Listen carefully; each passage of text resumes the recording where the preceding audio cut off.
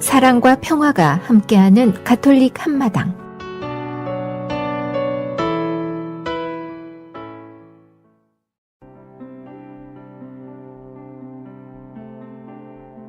복음과 묵상 말씀, 요한이 전한 거룩한 복음입니다. 그때 예수님께서 제자들에게 말씀하셨다. 너희가 나를 알게 되었으니 내 아버지도 알게 될 것이다. 이제부터 너희는 그분을 아는 것이고 또 그분을 이미 뵌 것이다. 필리포가 예수님께 주님, 저희가 아버지를 뵙게 해주십시오. 저희에게는 그것으로 충분하겠습니다. 하자 예수님께서 그에게 말씀하셨다. 필리포야, 내가 이토록 오랫동안 너희와 함께 지내는데도 너는 나를 모른단 말이냐? 나를 본 사람은 곧 아버지를 뵌 것이다. 그런데 너는 어찌하여 저희가 아버지를 뵙게 해주십시오 하느냐? 내가 아버지 안에 있고 아버지께서 내 안에 계시다는 것을 너는 믿지 않느냐? 내가 너희에게 하는 말은 나 스스로 하는 말이 아니다. 내 안에 머무르시는 아버지께서 당신의 일을 하시는 것이다. 내가 아버지 안에 있고 아버지께서 내 안에 계시다고 한 말을 믿어라. 믿지 못하겠거든 이 일들을 보아서라도 믿어라. 내가 진실로 너희에게 말한다. 나를 믿는 사람은 내가 하는 일을 할 뿐만 아니라 그보다 더 큰 일도 하게 될 것이다. 내가 아버지께 가기 때문이다. 너희가 내 이름으로 청하는 것은 무엇이든 내가 다 이루어 주겠다. 그리하여 아버지께서 아들을 통하여 영광스럽게 되시도록 하겠다. 너희가 내 이름으로 청하면 내가 다 이루어 주겠다. 주님의 말씀입니다.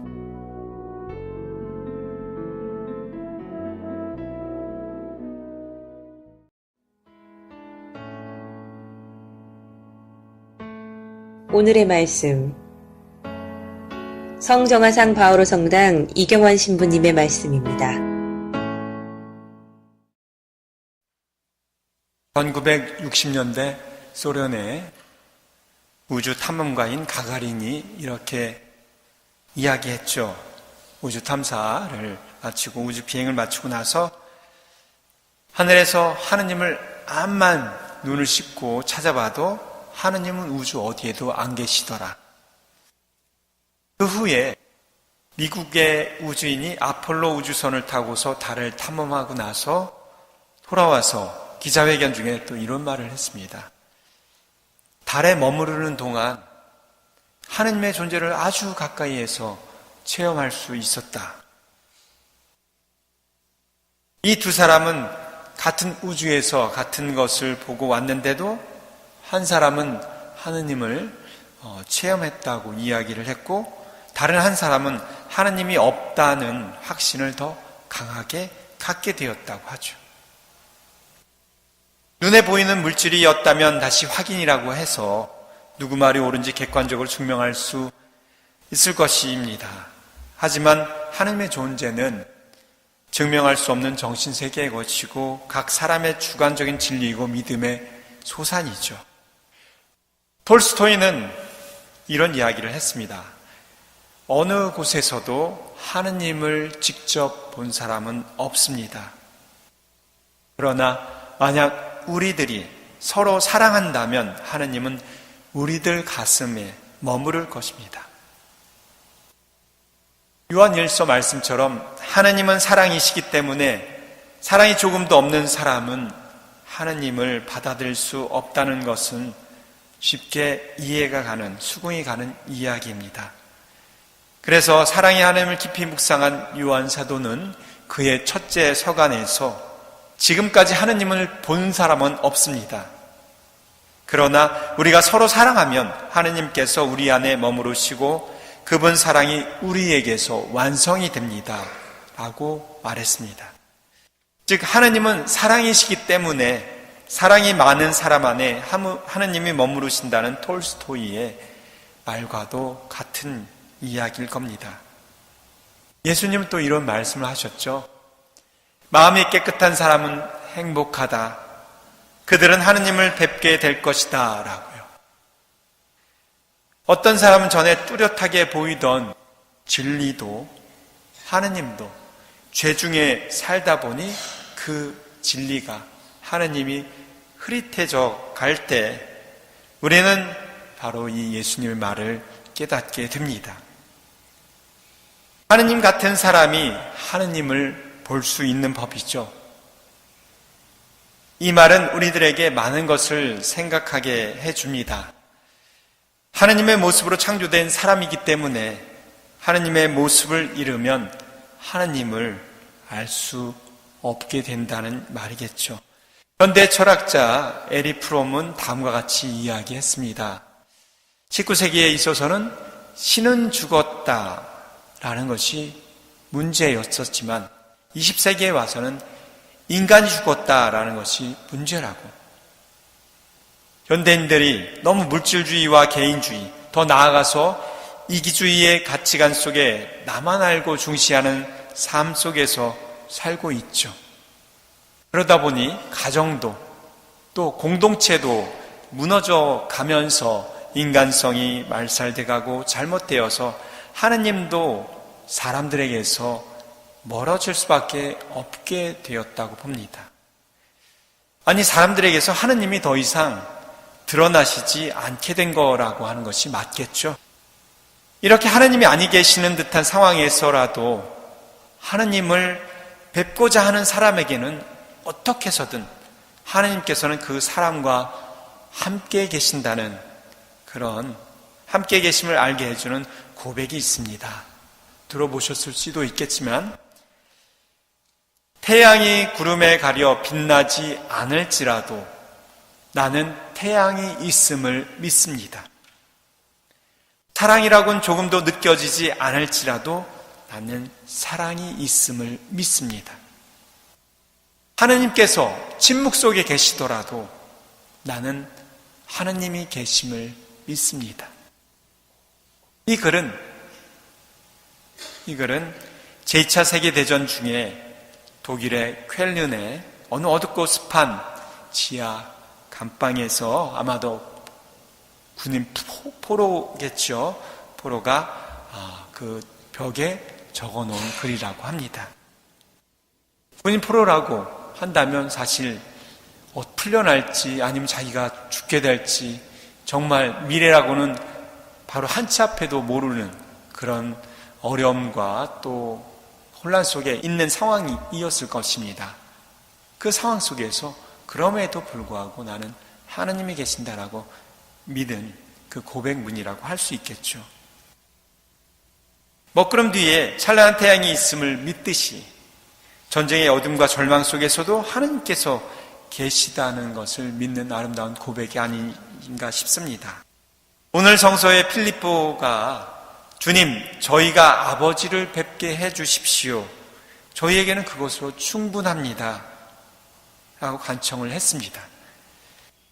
믿음이 부족한 우리를 대신해서 예수님께 용기 있게 말하는 것 같다는 생각이 듭니다. 또한 사실 이러한 필립보 사도의 청은 어쩌면 우리 모두의 청이기도 합니다. 아버지 하느님을 뵙는다 라는 말은 여러분들 하지 않지만 여러분들 다 신앙생활을 하는 이유는 천국을 가기 위해서, 천당 가기 위해서, 또 영원한 생명을 얻기 위해서이죠. 그 말은 바로 하느님을 직접 뵙는다라는 말입니다.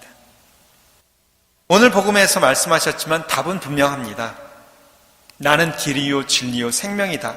나를 통하지 않고서는 아무도 아버지께 갈 수 없다 라고 하신 예수님 말씀처럼 사랑의 삶을 몸소 보여주시고 살아가신 그분의 길을 따르고 그분께서 알려주신 사랑의 진리를 깨닫고 그분께서 살아가신 생명의 삶을 살면서 우리가 우리 주위에 있는 이웃과 가족과 사람들을 사랑하면서 살아가는 그 삶을 보여주는 것, 그것이 답이죠. 우리들 안에 하느님께서 함께하고 계심을 나와 이웃들 또 우리 모두에게 보여주는 그 길이 바로 주님께서 우리에게 주신 그 답이 될 거라 생각이 됩니다. 다시 한번 우리들 삶 안에서 하나님의 사랑이 현현될 수 있도록 우리가 하나님을 뵙기 이전에 우리들 삶을, 사랑의 삶을 통해서 이웃들에게 하나님을 보여줄 수 있는 그런 노력을 할 수 있도록 다짐을 했으면 좋겠습니다.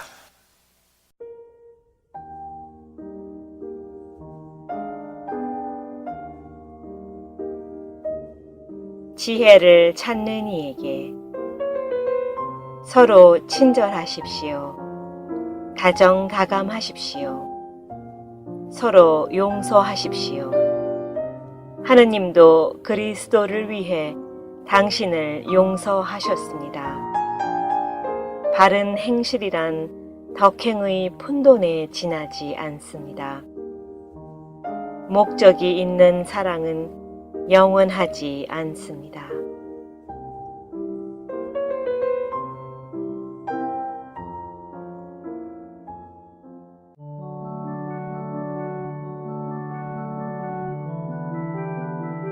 아베 마리아, 윤민구 도미니코 신부가 부릅니다.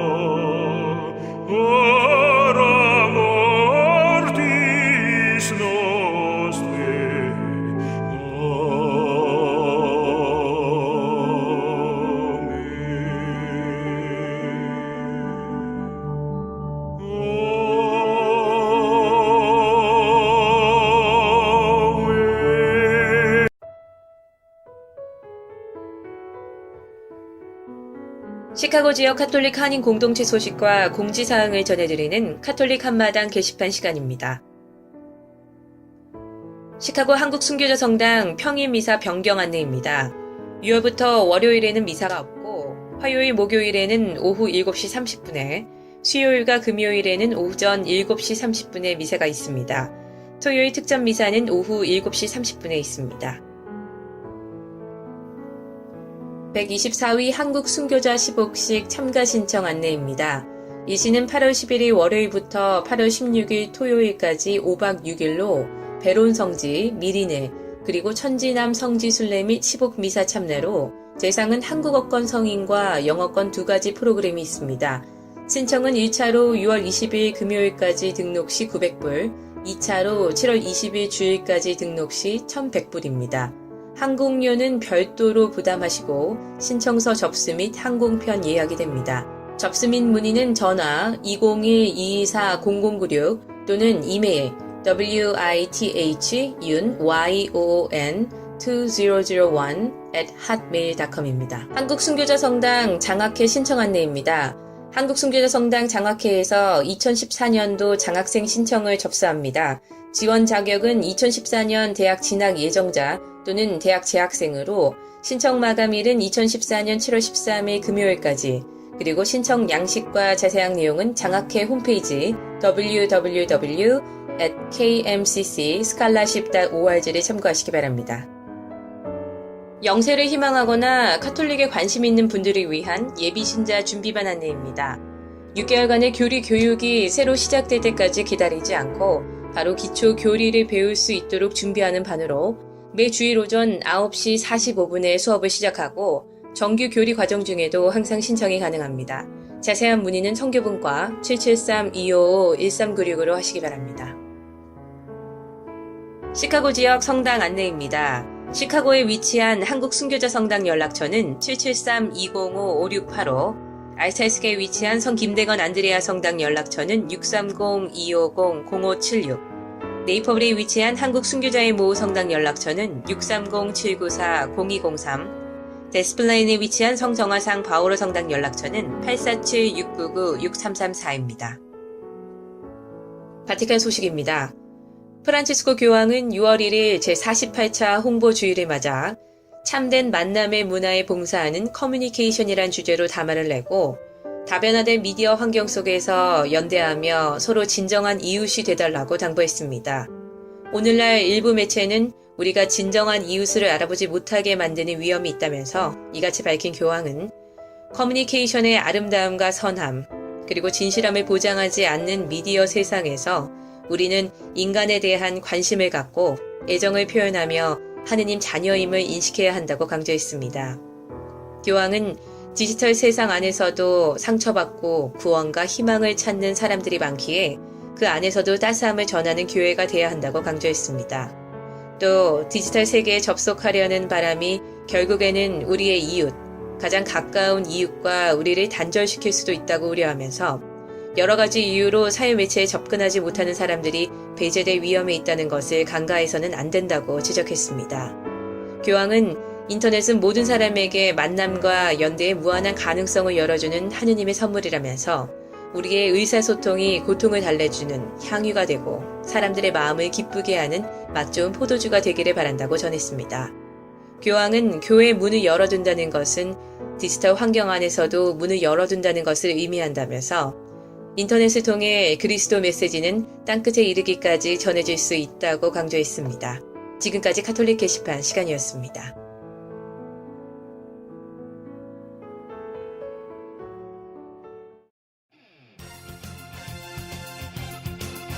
인순이 세실리아의 목소리로 듣습니다. 나 주의 믿음 갖고.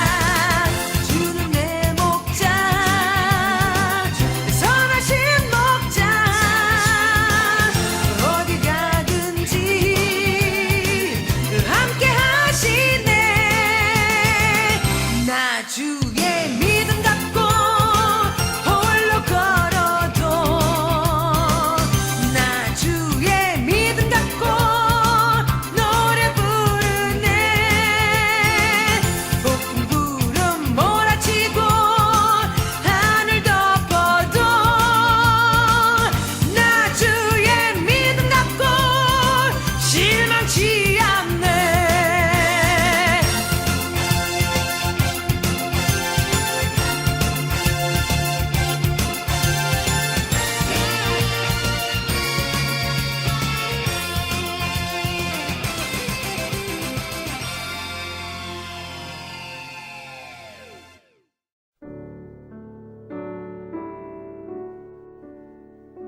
가톨릭 교리. 오늘은 성령의 선물에 대해 말씀드리겠습니다. 첫 번째 은총은 성화 은총으로 하나님께서 우리 안에 생활하시면서 우리를 천상 생명회로 참여시키시는 초자연적 은총을 말합니다. 이 은총은 모든 사람에게 무상으로 주어지며 성령의 은총으로 믿음과 희망과 사랑을 지니게 된 우리는 하나님을 향하여 힘찬 생명의 활동을 할 수 있게 됩니다. 두 번째 은총은 도움의 은총으로 하나님의 사랑을 받아들이고 은총 안에 살도록 도와주는 은혜를 말합니다. 하나님은 당신의 사랑과 은혜를 인간이 받아들이고 응답하도록 초대하십니다. 인간이 이 응답에 생활을 하도록 도움을 주시는 하나님의 은혜를 도움의 은총이라고 합니다. 이 도움의 은총은 가정, 학교, 직장 등 어디에나 다 적용되며 우리의 생활 깊숙이 파고드는 일상적인 은총입니다. 바오로 사도는 이 은총을 성령께서 맺어주시는 열매는 사랑, 기쁨, 평화, 인내, 친절, 선행, 진실, 온유, 절제입니다. 라고 매우 분명하게 묘사하십니다. 이 모든 것은 바로 성령의 인도와 도움을 따라서 사는 사람들의 생활에서 표현되는 덕목으로서 우리 안에서 생명의 은총이 성장하도록 이끌어주는 특별한 은혜들인 것입니다. 셋째로, 초대교회에서와 같이 오늘날도 두드러진 성령의 은혜가 존재하는데 그리스도 신자다운 일상생활이야말로 제일 가는 성령의 은혜요. 그런 의미에서 특은이라고 하는 것은 옳은 일이나 특별한 의미에서 보다 두드러진 성령의 은혜들을 특은이라고 부르게 됩니다. 예언, 영의 신별, 기적 등이 그것입니다. 그런데 이 특은들은 이것을 받는 당사자의 혜택뿐 아니라 다른 이들의 선익을 위해서 그리스도의 몸을 자라게 하시려는 데 뜻이 있는 것입니다. 오늘날의 특은은 초대교회의 그것과는 형태를 달리합니다. 필요한 것이 서로 다르기 때문입니다. 예컨대 예외적인 사목 능력, 밝은 지혜, 현명한 통치 능력, 예술 형태의 발견, 훌륭한 교육, 성인들의 탁월한 일생 등이 그것입니다.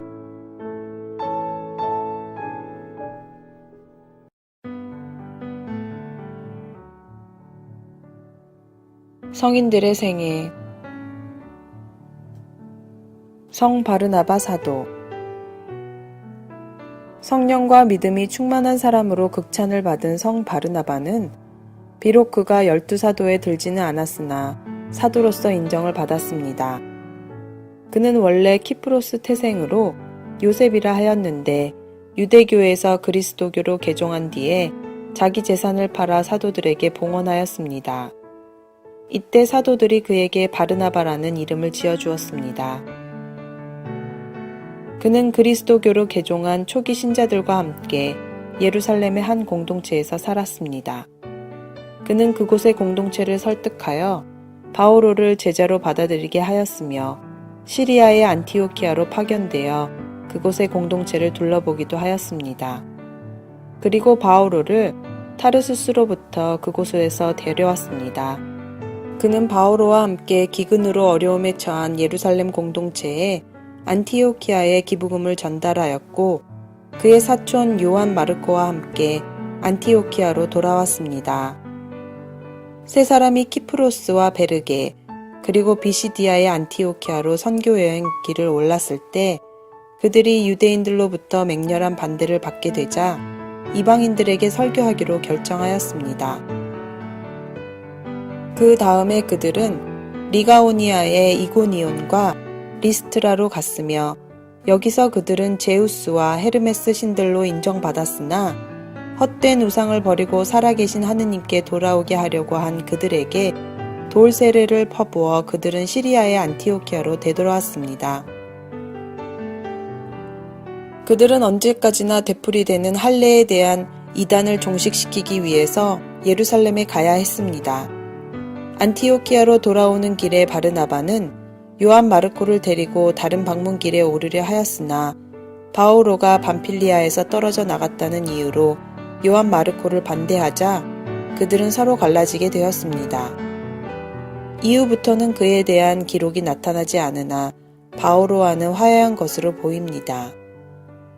전승에 의하면 바르나바는 알렉산드리아와 로마에서 전교하였고 키프로스 교회의 설립자로 인정받으며 61년경에 살레미스에서 돌을 맞고 순교하였습니다.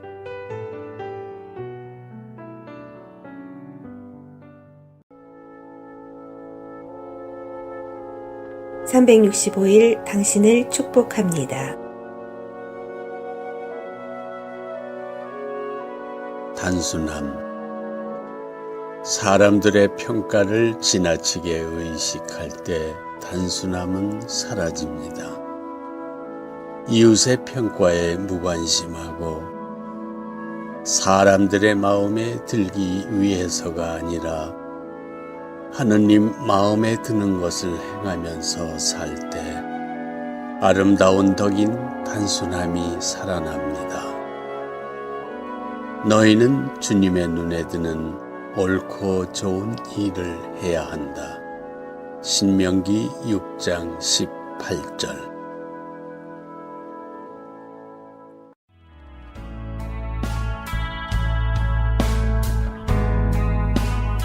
지금까지 시카고 성정화상 바오로 성당 제공 가톨릭 한마당이었습니다.